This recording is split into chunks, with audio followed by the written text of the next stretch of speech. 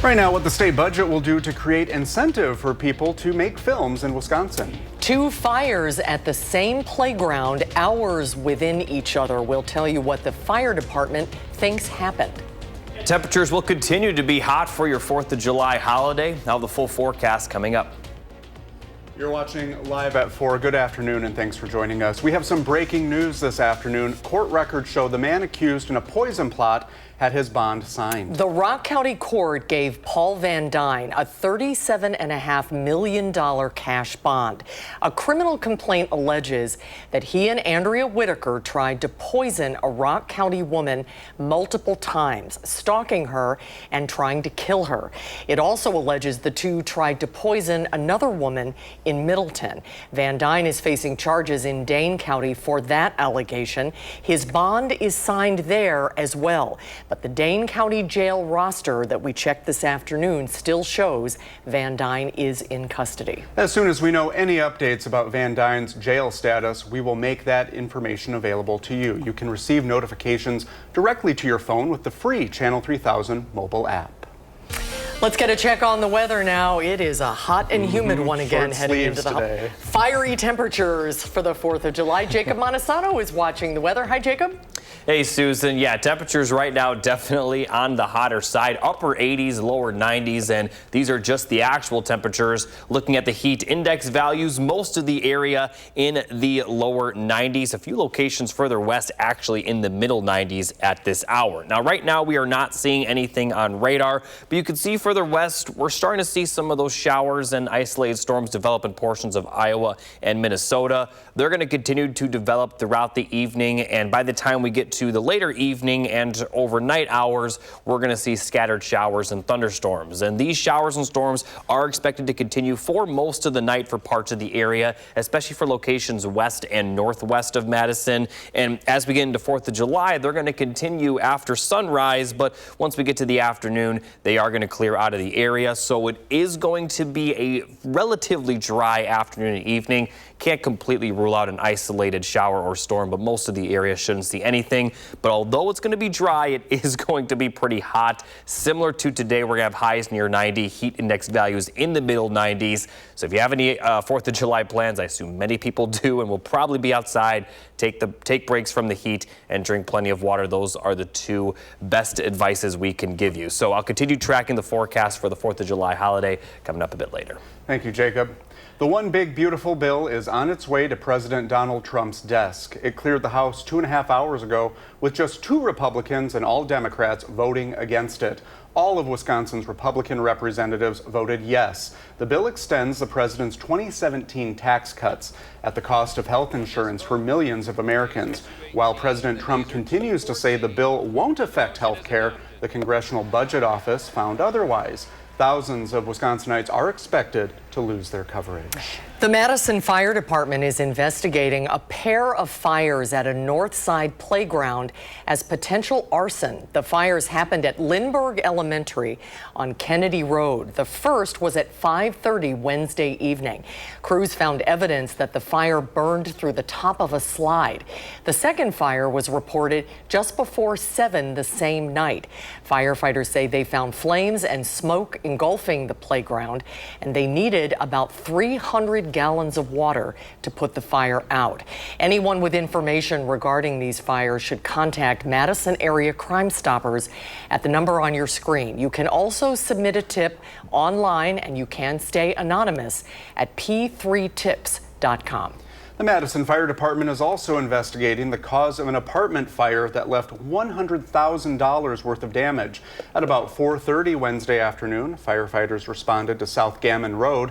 Crews found people standing outside, alarms going off, and smoke around the door of the unit. Inside the unit, crews had no visibility. They were able to use thermal imaging cameras to find fire in the kitchen coming from the stove. Crews were able to stop the fire with water. Thankfully, no one got hurt and no other units were damaged. Wisconsin is operating today under a historic new budget. Governor Evers signed the biennial budget at 1:30 this morning, right after it cleared the legislature. The more than $111 billion budget invests nearly $1.4 billion in K-12 schools, and that includes the largest increase to the special ed reimbursement rate in state history. In a compromise on childcare, the state will invest $360 million in the industry to help lower the cost for working families. A third of that money will go directly to providers. The governor and Republicans also agreed to $1.3 billion in income tax cuts. More than 1.6 million Wisconsinites will see their taxes cut, an average of about $180 a year. It also includes the largest increase on spending in the universities of Wisconsin in nearly 2 decades. UW will see about a $240 million increase over 2 years.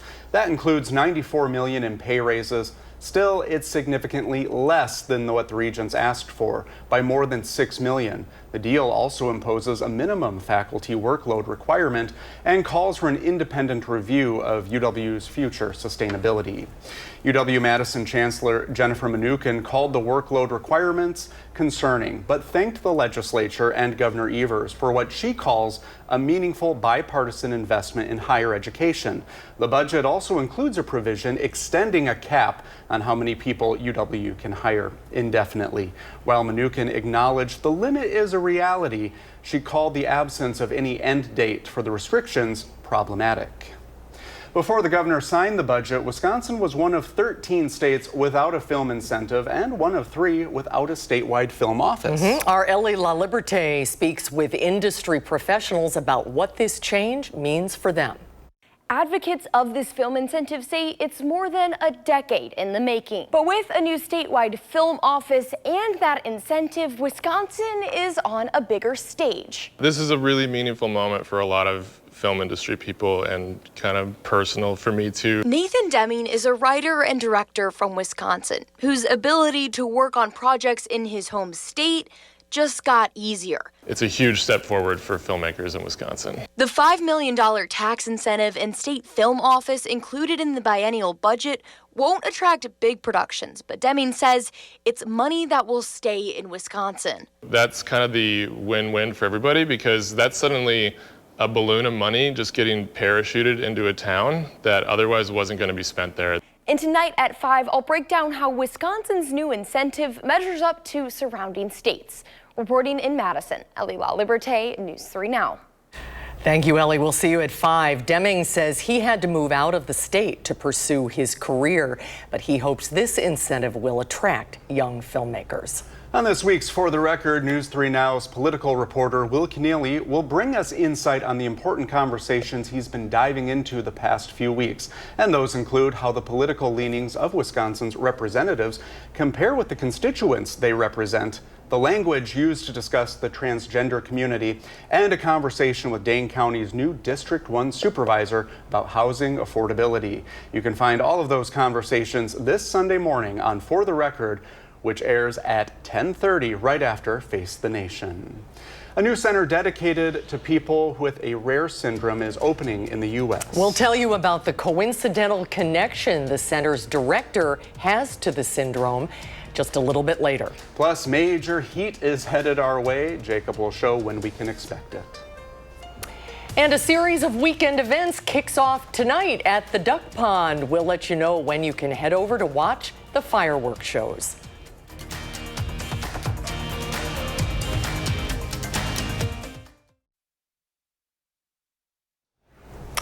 Well, Brady and Jacob and I are here. Everybody else is on the road and heading up north for the holiday weekend. This is a live look at the interstate near the Dane County Airport. Traffic is backed up here, unfortunately, because of a crash. But if you're heading that way for the holiday weekend, be prepared for a slight delay. And traffic is probably going to get heavier as the day progresses, too. Meanwhile, Russian state media is reporting President Donald Trump and Russian President Vladimir Putin discussed Ukraine and Iran, among other issues, in a nearly hour-long phone call today. A Kremlin aide said Putin told President Trump Russia would not back down from its war goals in Ukraine. The Russian leader also reportedly told President Trump the upcoming third round of Ukraine-Russia talks in Istanbul would not include the U.S. The two leaders reportedly did not discuss the recent decision by the U.S. to pause some munitions transfers to Ukraine. This fall, the U.S. Supreme Court will review bans on transgender athletes joining teams that align with their gender identity. Today, the justices agreed to take up that case. It is the most significant issue the court has agreed to take up in their next term, which will start in October. The decision to revisit the issue comes after the justices held up a ban on some health care for trans youth in Tennessee. That case would likely be decided on by early next summer. Severe storms may cause some trouble for holiday travelers all over the U.S. Yep, over the past few days, tens of thousands of people have been stuck at airports after their flights were either delayed or canceled. And we expect some storms throughout the day today as well. Chris Van Cleve reports. The nation's airlines are hoping the 4th of July holiday will bring some independence from the severe storms along the East Coast that have delayed and canceled thousands of flights since Friday. The cancellation started on Monday, and here we are, Wednesday morning. We can't fly back to Norfolk. There are no flights available. American Airlines expects Sunday to be its busiest day of the entire summer. July 4th is the peak of the peak. Airline industry analyst Henry Hartevelt. The big concerns I have are the weather and air traffic control. Will the system hold up? Will we have any problems, whether they're in Newark or elsewhere, because of technology issues? So the weather, which is a constant, and this year it's the FAA. If any one of those two things fail, the system could go kablooey. The TSA is planning to screen more than 18.5 million people around the July 4th holiday. Lori Jones and her son were leaving Los Angeles for a quick trip to Washington, D.C. We are going to D.C. because my son is in Inglewood High School band, and they're going to be in the Independence Day Parade. How exciting is that? He's very excited. AAA projects nearly 62 million will drive, finding gas prices on average about 33 cents a gallon cheaper than last year. Haven't hit too much traffic along the way. The Reuter family was gassing up outside Denver on their drive from Tucson to Minneapolis. So we're trying to get there by the 3rd so we can enjoy the 4th. AAA expects the afternoon and evenings to be the busiest times on the roads through the 4th of July holiday weekend, particularly as people make their way out of town today and when they're coming back Sunday. At the airport, today and Sunday will be very busy. Chris Van Cleve, CBS News, Los Angeles. Let's talk about what kind of weather we're expecting. It is hot as a firecracker, Jacob. Yeah, in the next couple of days, it's going to remain about just as hot as it was today, unfortunately. We also are going to see some storms. Right now, it does look like, though, that for 4th of July, the storms are going to be early and not later, which is certainly some good news. The scattered storms are going to start later tonight, and as I mentioned, we'll continue to see those hot temperatures, especially through Saturday. Once we get to Sunday, temperatures are still going to be warm, just not quite as warm as we're going to see 80s for highs, and that's going to continue for much of next week. Now, looking at the current radar, again, nothing for our area right now. You could see some of these isolated showers begin forming in Iowa, but we're still not expecting much for the next couple of hours. But overnight, we are going to see those storms, and some of those storms could be on the stronger side as there is a marginal risk for much of the area. Pretty typical for us to have a marginal risk for any chance of storms this time of the year. And as we look at that forecast, again, from now until about 9, there is a chance for some isolated showers, but we'll see a little bit more scattered storms later in the evening and especially overnight as we'll see it pass through our area. This is going to continue throughout the morning on Friday, even after sunrise. But the good news is that once we get to the afternoon, we are going to be seeing those clouds and especially the rain clear out of the area. Can't completely rule out an isolated shower or storm, but much of the area will be dry for July 4th afternoon and evening. Now, unfortunately, it is going to be pretty hot. High temperatures will be at near 90, but as I mentioned, we will see sunny skies, and those heat index values are expected to get into the middle and lower 90s. And let's take a look at the heat index forecast. Right now, they're in the middle to lower 90s, and we're going to see similar conditions during the afternoon and evening. Now, obviously, during peak firework times, the sun will have set by then, so conditions will feel a little bit better when the sun is not shining. But during those afternoon and even through about 6 to 7 p.m., we're still going to see heat index values in the middle to lower 90s. And Saturday may be even worse as the humidity is going to tick up a bit. So we're going to continue to be seeing some very hot temperatures throughout the end of the week. And speaking of Saturday, that's when we're going to see our next chance of consistent rainfall, I should say, after tonight. And we are going to see that continue into the overnight hours Saturday, mostly clearing out by Sunday, but we may still see some additional showers and thunderstorms for Sunday, but the chance isn't quite as great as it will be on Saturday. Now, the good news for next week is that those temperatures, the highs are mostly going to be in the lower 80s, and that's very close to normal for this time of the year. So we're not going to be talking about, heat index values into the middle and lower 90s like what we're seeing right now and what we will see for the rest of this week during the afternoon hours. Now, other than the temperatures, 4th of July is looking pretty good, especially in the evening time, which is when it matters most with all the people getting out to see the fireworks. But again, if you are going to be outside during those afternoon, during the afternoon hours when the sun is shining, definitely just take breaks and drink water. Once we get past sunset, although it definitely will feel muggy, it won't be too bad with the sun not shining. Summer is so short in Wisconsin. We cannot complain. Yeah. Just enjoy it. And next week looks perfect. Yeah, I mean, this is the warmest time of the year, so we should be expecting this. Yeah. Good stuff. Thank you, Jacob. Thanks, Jacob. Well, tonight marks the start of Independence Day celebrations at the Duck Pond. The park will play host to 2 fireworks shows after the Mallards and Nightmares games tonight and Friday. Everyone will be able to come onto the field, but this year you need to have a ticket. If you don't have tickets, you can watch from the park. Then on July 5th, the Mallards are rebranding to the Madison Neverminds. That's in honor of the Nirvana album produced in Madison.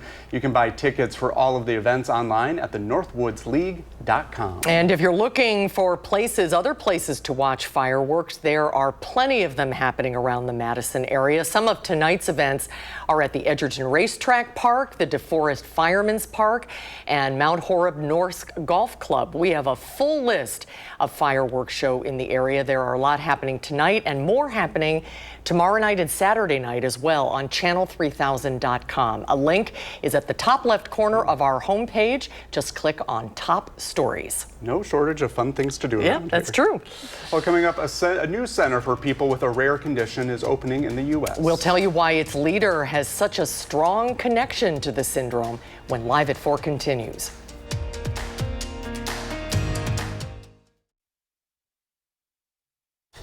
Between 20 and 30,000 people in the United States have Williams syndrome.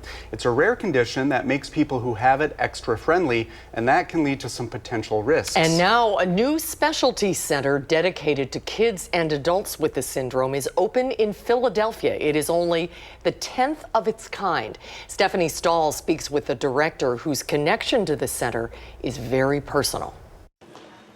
This center is going to be life-changing. It's Penn's new Armolino Center for Williams Syndrome, a rare genetic disorder. For me, it is very personal. Jocelyn Krebs is the director who'd been researching the disorder for decades, and then she had a child born with the condition.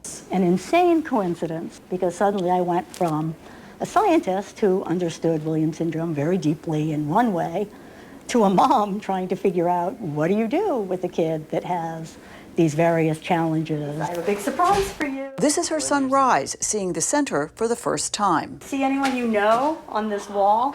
Oh, that's me. That's you. It's an interactive wall with pictures and gadgets. And there's a sensory room with different lights and playful distractions to ease anxiety common for people with Williams syndrome. If I use this, I can make a handprint. Rise has intellectual disabilities, a primary symptom of Williams syndrome. We have some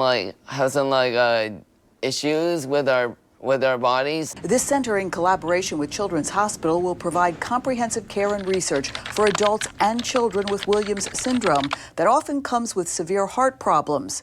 And this. behavior that is very characteristic of Williams syndrome, sometimes called the cocktail party syndrome because of it, which is this incredible friendliness, hyper-sociability. And what it really is just a completely uninhibited social approach. With the right kinds of early intervention, people with Williams are able to thrive. With balloons arriving for the grand opening, there's new hope for brighter futures for Rise and others with Williams syndrome. Stephanie Stahl, CBS News, Philadelphia.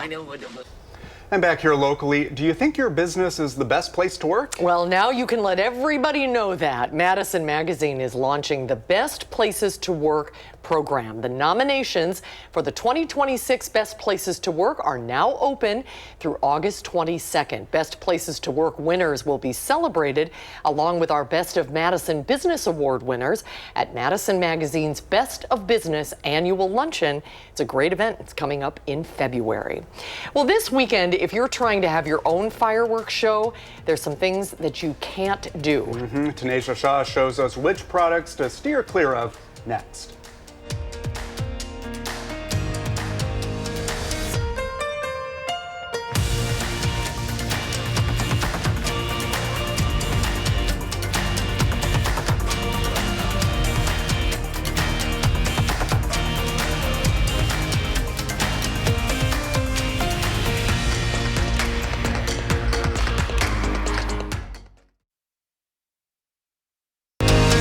You're watching News 3 Now, live at 4, moving forward. Thanks for staying with us today on Live at 4, everybody. And it is, what would we call it? Tropical out there? Yes. Yeah, one of those types of days. Yeah, find the water if you can. That's where you want to be. Find a friend with a boat. We have our Weather Word's fiery fourth temperatures. Jacob Montesano is here to show us what we can expect. Jacob. Yeah, right now we are seeing those hot temperatures, and this time tomorrow for the 4th, temperatures will be pretty similar to what they are right now, so it is going to remain hot. Upper 80s and some lower 90s right now across the region. Heat index values are mostly in the lower 90s. Some areas to the east are in the upper 80s, but it's very warm for everybody. Now, I do want to point out before I talk about the rain tonight that although our area is not under this alert, there is an air quality alert in effect for Milwaukee and areas in far southeastern Wisconsin near Lake Michigan due to ozone. So just be aware of that if you plan on going to Milwaukee for any reasons. There are some air quality alerts. This is through tomorrow night. Now, as we take a look at the current radar, still not seeing anything in southern Wisconsin. There are some showers and some isolated storms already forming in Iowa, and these are going to continue to develop over the next couple of hours. And by the time we get to the overnight hours, we are expecting some scattered showers and thunderstorms. Some of these storms could also be on the stronger side, and these are going to continue through the morning on Friday, lasting until after sunrise on Friday, but then it will clear out for later in the day. But it is going to be hot. So good news, we're not going to see much rain, if at all, if any rain, for the afternoon and evening for the 4th, but it is going to be hot. I'll continue talking about the temperature forecast for the 4th and continue talking about the following weekend forecast. All those details will be coming up a bit later. All right, Jacob, thanks so much. The chairman of the Chestertown Board, who you may recall was accused of choking a dog to death, has died. An obituary says Richard Van Buren died Wednesday from complications during surgery. Van Buren was charged in Dodge County with mistreatment of animals causing death. A woman had found a golden retriever and contacted the Humane Society because the dog was not found in an area that partners with that group. It directed her to the town board chairman, Van Buren. He allegedly used a leash to choke the dog. The Madison Fire Department is investigating a pair of fires at a north side playground as potential arson. The fires happened at Lindbergh Elementary on Kennedy Road. The first was at 5:30 Wednesday evening. Crews found evidence the fire burned through the top of a slide. The second fire was reported just before 7 the same night. Firefighters say they found flames and smoke engulfing the playground. They needed about 300 gallons of water to put it out. Anyone who has information regarding the fires, please contact the Madison Area Crime Stoppers at the number on your screen. And you can also submit anonymously a tip online at p3tips.com. A large boost to childcare was among the sticking points of the biennial budget that Governor Tony Evers signed in the wee hours of this morning. The spending plan was the product of much compromise, but some childcare providers tell our Arman Rahman it gave up too much. Lawmakers touted the newly signed budget as a win for Wisconsin's child care industry, but a smaller family child care provider in New Glarus tells me it's far too little, far too late. With the motion of his pen early Thursday morning, Governor Evers approved $330 million for child care in Wisconsin, $110 million in direct payments to providers for only the next year. It really feels like we're being gaslit and being told that what we're understanding and reading isn't true. Corinne Hendrickson has owned Corinne's Little Explorers, a family child care service, for 18 years. She says while most, including the Wisconsin Early Childhood Association, or WICA, were celebrating the budget, she's still weighing whether she might have to close soon. She had to raise her tuition once last year and another $30 a week this year, costing her 3 families in the past 2 months. I really hope that people listen and understand and look at what is the reality and that they act accordingly and let their elected representatives and the governor know that this wasn't enough. The Wisconsin Early Childhood Association applauded the budget deal, but acknowledged those direct payments are, quote, a stopgap between the end of the COVID-era Child Care Counts program and next June. But it's not just funding. Hendrickson says there's been new policy for child care placed into the budget that'll make it harder for providers going forward. I'll have more on that tonight at 6. For now, reporting in New Glarus, Arman Rahman, News 3 Now. Thank you, Arman. Ahead at 6, we'll also hear from News 3 Now's political analyst Brandon Scholes about the work it took to get $330 million for child care into this budget and the conversations happening about how much longer the state can keep boosting the industry. The 4th of July is tomorrow, and people are getting ready to celebrate. But people always have questions every year about what fireworks are legal and illegal in Wisconsin. It's important to remember the do's and don'ts of fireworks tomorrow, and our Tanasia Shaw has more. Fireworks will take over the sky for the 4th of July. It's important to know which fireworks are legal and which ones aren't in the Madison metro area.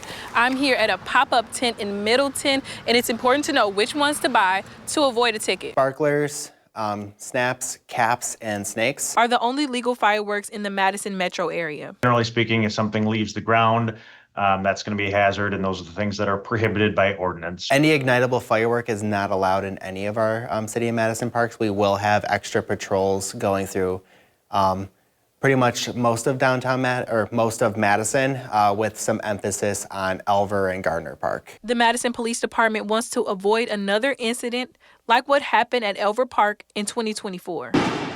We're obviously, this is a bigger city, we're more congested. While fireworks that shoot up are really cool, they can create some safety hazards for other people, especially if they shoot towards a building or shoot towards like a dried out wooded area and have the potential to start a fire.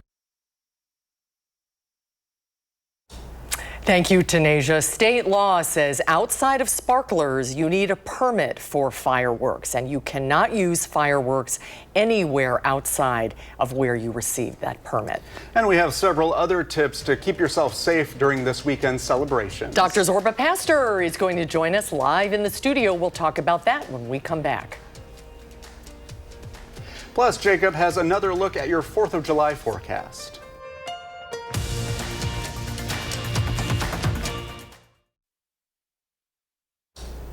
The federal spending bill is headed to the president's desk. The president wants to sign it by tomorrow. And here's how it will affect your finances. The majority of the bill's tax cuts only benefit the top 20%. Most middle and low income Americans won't notice a significant change to your tax bill. It also temporarily provides tax breaks for some workers who get tips or overtime and seniors through 2028. It all comes at a significant cost. Millions are projected to lose their health care coverage. A new jobs report is out today. The U.S. economy added a stronger than expected 147,000 jobs in June. Unemployment fell to 4.1%. That's down 0.1% from the month prior. The new numbers from the Bureau of Labor Statistics brings the three-month average job growth to 150,000. This really does give credence to Jerome Powell, the Fed chair's assertion that there's no need to move interest rates yet until the impact of tariffs is actually seen in data. Despite the continuation of solid gains, today's jobs report once again showed slightly concerning signs, like fissures that may be spreading under the weight of the Trump administration's economy shifting policies. To Wall Street now, the Dow jumped 344 points. All of the indices ended up in the green. On the day before the holiday, the Nasdaq was up 208 and the S&P 500 was up 52 points.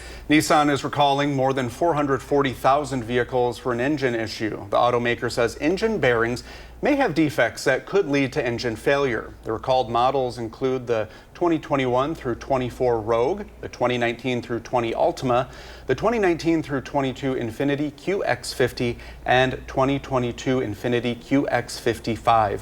Dealers will inspect the recalled vehicles if needed. Nissan will start notifying affected drivers next month. Well, this weekend will bring plenty of Independence Day celebrations. But how to keep your weekend free from grilling or fireworks mishaps next.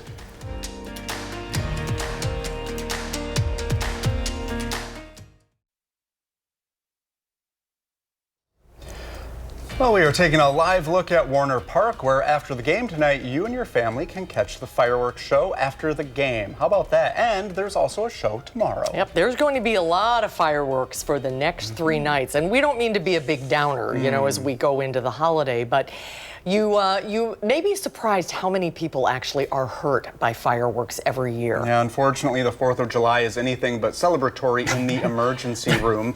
Dr. Zorba Pastor is here looking very festive. Great, happy See, I got my 4th. stuff. I'm all decked out. Yeah. I used to work in the emergency room, both at Meriter Hospital, but in Chicago. Yeah. And if you were on for the 4th of July, you knew injuries were going to come in. Right. And yes, you're not supposed to have fireworks and set them off illegally, but all you have to do is go around Madison and the suburbs around and see that there's a lot of illegal fireworks. Most important are the sparklers. I have no idea why we give, and that includes me included, 4- and 5-year-olds to run around with hot sticks. Yeah. I mean, so you've got to be careful. Think about the young children. You're going to give them a sparkler. I just know it. But just make sure they don't poke somebody else's eye. Right. You were at the fireworks in Verona last night, and you said all the little kids were running around with fireworks. So you've got to be really, really careful. And just kind of use common sense. And is it dangerous? Yes. But if you use a little sense, it might get better. Yeah, one time I was using a sparkler, and the trail that burns off after the sparkles go down fell on my jeans and burned a hole right through my jeans. Oh, wow. Well, yeah, that's so exactly it. You do have to be Well, very that careful. brings me to grill safety. When I was a kid, I remember I picked up what I thought was a dusty coal. I must have been 6 or 7, and it was hot coal. And all of a sudden, it was terrible. You know, I had this, I didn't go to the emergency room, but I remember how painful it was. So when kids are around a grill, make sure they're not around the grill if they're small, because you're going to burn things on the grill, because that's what we do. And the fact is, they can be injured by that. So you've got to be very careful. The next thing is chicken. 1 out of 20 chickens or 1 out of 30 chickens has salmonella. Whether you want to or not, it's there. It doesn't bother the chicken, but it bothers us.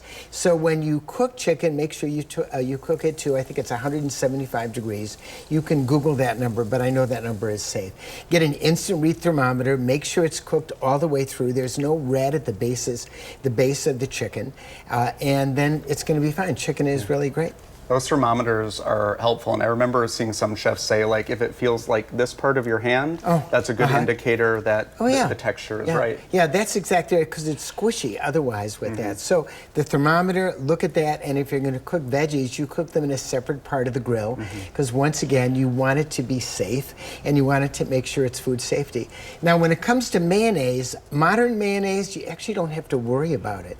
It's really not an issue. It's mayonnaise around other foods, which may produce something, because mayonnaise has egg in it and mayonnaise has oil in it, and things can then grow around that. But burns are very a concern, and fireworks, not necessarily sparklers, but bottle rockets and things like that. If they go off in your hands. Bottle rockets. And I know one of the kids in Oregon School, one of my friend Zach's friends, lost an eye to a bottle rocket, and he only has one eye now because of that. Yeah. And all you have to do is look around, use common sense, and you may be safe on July 6th and July 5th, the days after July 4th. Yeah. Yes, give the people in the ER a break this weekend. And remember, alcohol, although it's really good, may actually decrease your ability to make a good decision. So somebody else has to be in charge. Just like you have to have a designated driver, you've got to have somebody who's designated, who's not drinking very much, who then sets the rules for a good barbecue. Yeah. And like you said, we want everyone to have fun on the 4th of July. Yeah, we don't mean to be want Debbie Downer the 5th, here. The 6th, the 7th to be all good for you too. Right. That's right. Exactly. Have a great holidays, Orca. Thanks so much. Thank you. And we'll be right back. Oh, nope, just kidding. Jacob's here with our forecast. Oh, we haven't even talked about sunburn. Oh, yes. Good thing we're still here. Yeah, we are going to see a good amount of sunshine for 4th of July, especially in the afternoon hours. But before that, we're going to see some scattered storms tonight. But those storms are not going to cool down the temperatures. Highs will be near 90 through the end of the week. But for next week, although it's still going to be warm, it's not going to be quite as hot as it will be for the next couple of days. Now, looking at the current radar, still dry in Wisconsin, some light showers forming out in Iowa. And the storms are expected tonight, and some of the storms could be on the stronger side. Marginal risk for just about everybody. And as we take a look at the timing of all this, we could still see a few isolated storms for the next couple of hours, but the majority of the rain will form a little bit later in the evening and into the overnight hours. And then throughout the overnight hours, we're going to continue to see these scattered showers and thunderstorms pushing through our area. And this is going to continue into the morning for 4th of July. Even after sunrise, we could see some showers and storms for a few hours. But once we get to around 11 to noon, might see some lingering rain, but it's going to begin to clear out at that point. And then for the afternoon, much of the area will be dry, although as you can see, still can't rule out just a very small isolated storm for parts of the area. However, a lot of the region won't see anything during the afternoon and evening, but it is going to be hot. Highs will be near 90, but we'll see plenty of sunshine. Now, obviously, when the sun goes down and it becomes dark outside, it won't be quite as uncomfortable during that period, but still hot. Heat index values will be in the middle to lower 90s. And looking at the heat index forecast, upper 80s to lower 90s now. For tomorrow during the afternoon, we'll have those heat index values in the middle to lower 90s, maybe even upper 90s for some areas, and that's going to continue for Saturday. And speaking of Saturday, we have another solid chance of some showers and storms for Saturday, as we're going to continue to see some hot temperatures. This going to mainly be in the afternoon and evening and through the overnight hours, but we could see some rain early. And similar to tonight, this round of showers and thunderstorms could bring some minor severe weather. Might see some lingering rain in the Sunday morning, but a lot of it will clear out by then. Not as high of a rain chance for your Sunday. And once we get to Sunday, we are going to see temperatures a little bit cooler, but still on the warmer side, as highs will be in the lower 80s, but obviously a lot more comfortable compared to the next couple of days. So for 4th of July, expect to see some rain early, but later in the day will be mostly dry with the exception of some very isolated showers and storms. But again, a lot of the region will be dry by the afternoon and evening, and those evening fireworks will be very good in terms of cloud cover and rain. We're not going to see any of that, but it will be warm, so just definitely take the precautions if you're going to be outside.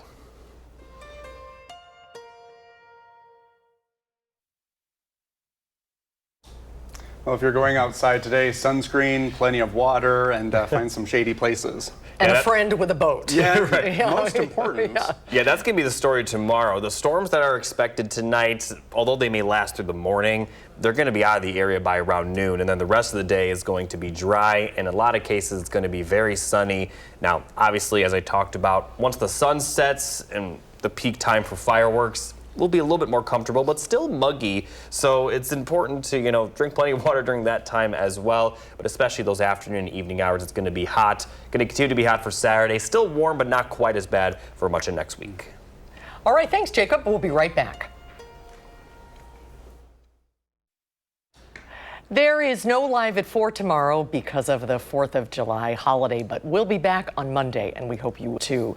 Coming up straight ahead now on News 3 Now at 5, we'll tell you how Wisconsin's lawmakers are trying to bring more films to the Badger State.